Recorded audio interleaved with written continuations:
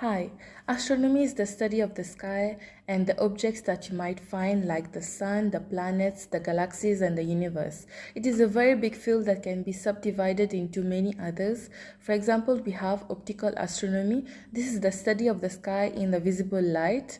This is where you and I can see each other. How it works is we have waves carrying energy from different objects around us, and this hits our eyes and our brain turns this into images that we can see, and these waves can be put into many different categories, and one of these categories is a wave with the lowest energies called radio waves.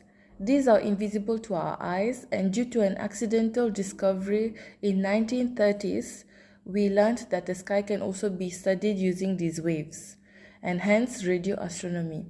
And radio astronomy has many advantages over optical astronomy, where it is not dependent on weather conditions and it is also not absorbed by dust clouds around the stars. So what would happen is we would have a dish looking like a bowl collecting these low energy radio waves, and these would be processed to become later on images of the sky.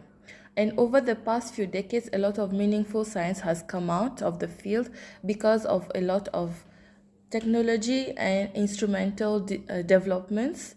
And for example, we have Meerkat, which is one of the most powerful and biggest telescopes in the world, and it is found in the Karoo in the Northern Cape.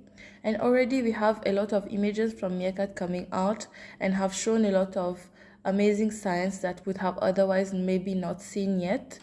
And even with the most powerful telescopes at hand, we can end up having errors in our information collected at the instrument.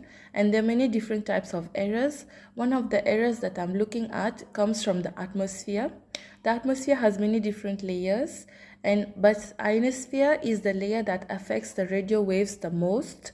And this layer contains many different gases like nitrogen and oxygen, and when the high energy rays from the sun hit the gases, they lose electrons, causing a flow of electrons.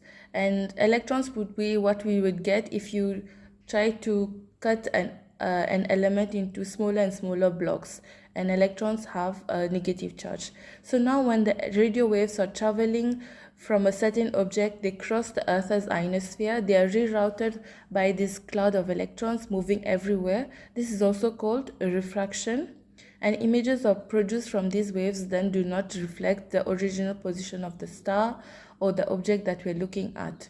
In my work, we're looking at how to remove such errors from the ionosphere so we can get the true information of the sky.